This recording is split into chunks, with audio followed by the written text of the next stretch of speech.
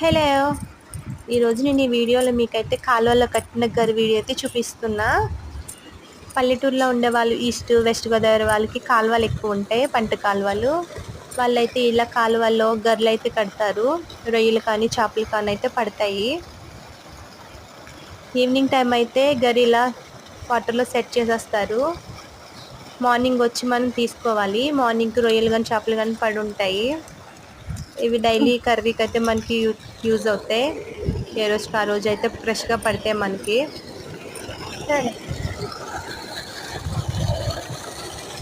సిటీస్లో ఉండే వాళ్ళకైతే తెలియదు కదా ఈ గర్రెలు అవిని.